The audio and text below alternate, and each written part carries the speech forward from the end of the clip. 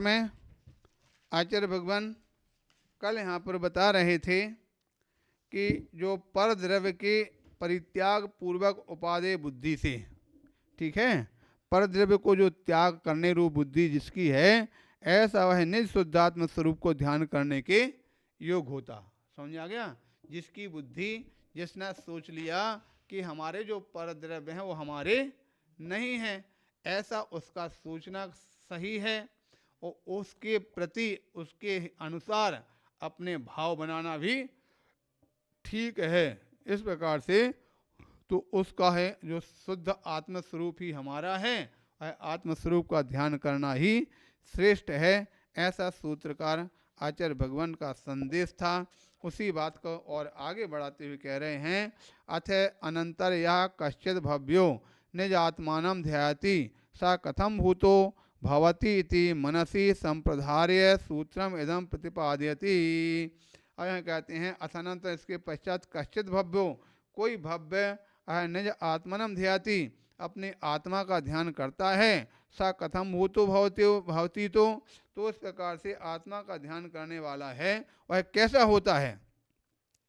मनसी संप्रदाय, ऐसा मन में धारण करते हुए सूत्रम इदम प्रतिपादयति, यहाँ पर सूत्र का प्रतिपादन करते हुए कहते हैं। इस प्रकार से कहा जा रहा, यानी कहने का तात्पर्य है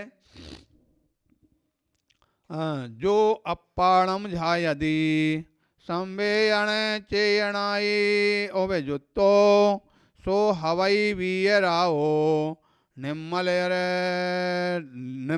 रणतो साहू।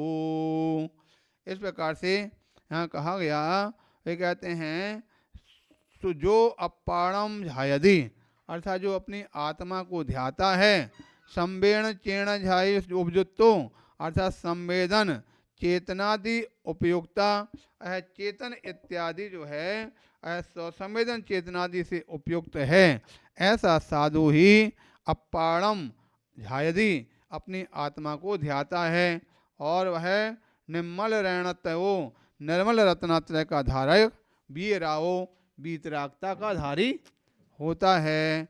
कहने का तात्पर्य है जो सौ संवेदन चेतन इत्यादि से उपयुक्त है, मात्र अपनी चेतना में ही रत रहता है, चेतना को ही अपना मानता है, उसको चेतना के अलावा अन्य किसी से कोई मतलब नहीं होता है।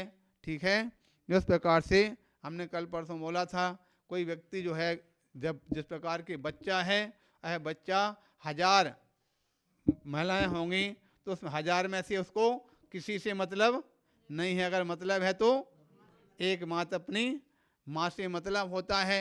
ठीक है, उसी प्रकार से कहीं किसी स्थान पर 1000 व्यक्ति हैं, किंतु अगर कोई उनका यहाँ पर कोई सेठ का नौकर है तो उनको हजारों से कोई मतलब नहीं है, अपने सेठ से मतलब है। उसी प्रकार से भक्त लोग हैं, जो शिष्य लोग हैं, वो उनके लिए 1000 व्यक्ति मिलें, लेकिन उनको 1000 से मतलब नहीं है, एकमात्र अपने गुरु से मतलब है, अन्य किसी से मतलब नहीं है। मिलने के लिए सबसे मिलेंगे, उठेंगे, बैठेंगे, चर्चा करेंगे, वार्ता करेंगे, लेकिन अंतस में जो अपना है वो अपना तो अपने से ही मतलब रखेंगे और दुनिया में कुछ प्रकार से कोई कुछ ही कहते रहें, कोई कुछ करते रहें।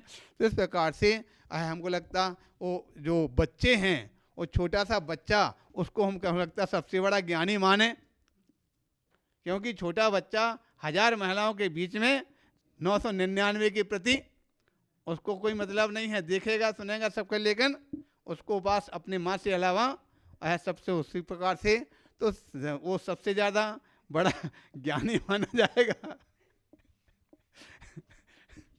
तो इस प्रकार से अथवा जो भी हो, और तो हो सकता छोटा सा है, तब किसी लिए कहा छोटा जो होता है वो निश्चल होता, उसके अंदर में किसी प्रकार का छल छद्रम नहीं है, उसी के लिए अंदर किसी प्रकार की बाह्य आडंबर है, तो बाह्य के प्रति भटकन नहीं है, उस मात्र एक ही लक्ष्य है उसका। जैसे अर्जुन की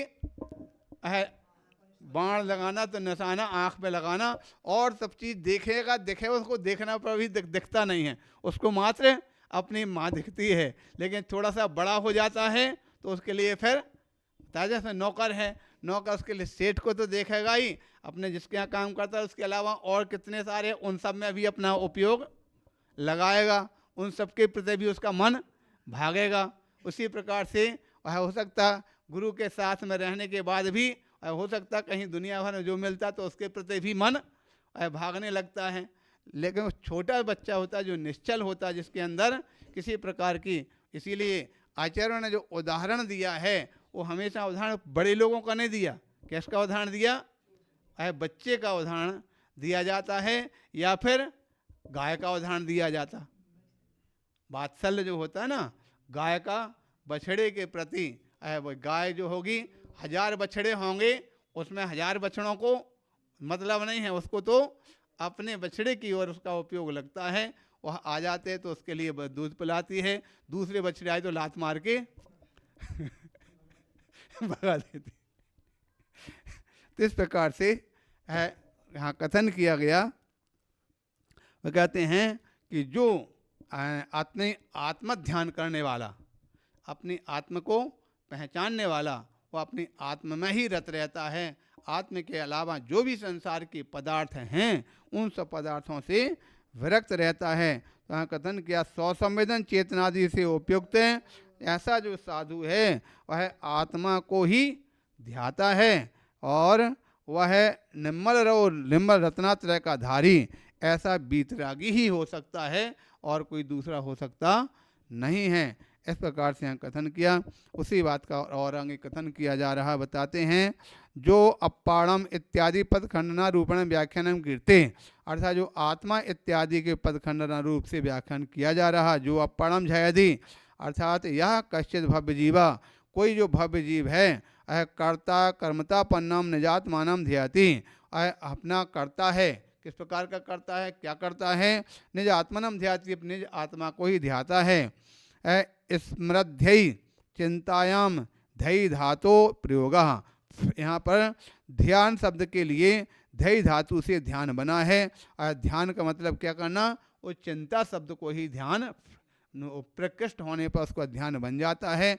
चिंता एक और तो पहले चिंता को खराब बता दिया, ठीक है, लेकिन दूसरी ओर चिंता में ना और जोड़ दिया तो चिंतन बना दिया तो अच्छा बता दिया, ठीक है। धातु के प्रयोग से शब्दों का अर्थ बदल जाता है। तो चिंता यानी व्यक्ति को कलते चिता के समान कह दिया और चिंतन आत्मोत्थान का साधन बता दिया। तो इस प्रकार से प्रयोग है। इसके ध्येय शब्द को धातु के प्रयोग में आता है। इति आत्मानं स्मरति इत्यर्थः। इस प्रकार से आत्मा का स्मरण करना। कथम भूतासन, कैसे करना? संवेदन चेणा उपयुक्तो स्वसंवेदन चेतनादि भावो उपयुक्ता, अर्थात स्वसंवेदन चेतना के भाव से उसका ध्यान करना। अयम ध्याता कथम भूतो भवति, वह ध्याता कैसा होता है? कहते हैं सो हवई बीराओ सा एवात्मा आराधको बीतरागो भवति। ऐसा वह जो आराधक होता है वह बीतरागी होता है।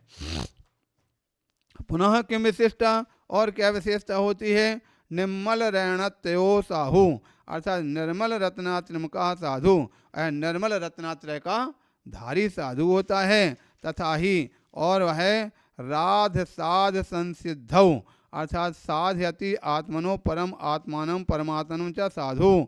साधु किसे कहते हैं? जो साधयति आत्मानम परम परमात्मनम, जो अपनी आत्मा का साधन करता है वह परमात्मा स्वरूप को प्राप्त होने वाला होता है।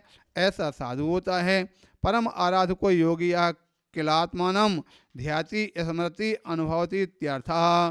तो कहते हैं परम आराधक योगी जन और निश्चित रूप से अपनी आत्मा की ध्याति ध्याता है, स्मृति स्मरण करता है, अनुभवति अनुभव करता है, ठीक है।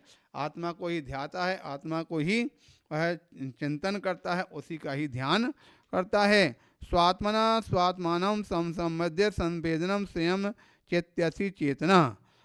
चेतन क्या है? तो स्वात्मनम स्वात्मानम, अपने आत्मा को ही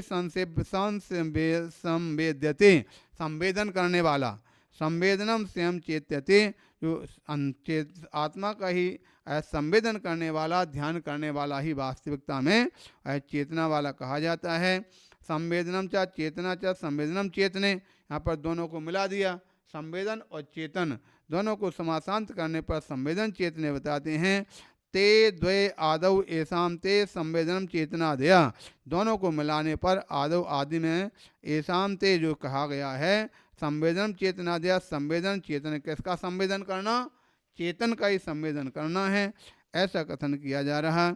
संवेदन चेतनादि फिर गुणैरुपयुक्ता संवेदन चेतनादि उपयुक्ता, इसलिए अंत में कहते हैं हे भव्य जीवो संवेदन चेतनादि भी गुण, जो संवेदन इत्यादि चेतना का गुण है, संवेदन कौन करता है, चेतन ही करता है और दूसरे कोई संवेदन नहीं कर सकता है। तो संवेदन इत्यादि जो चेतना के गुण हैं वो उपयुक्त रूप से संवेदन चेतनादि उपयुक्ता और चेतनादि के संवेदन में ही अपने आप को लगाता है।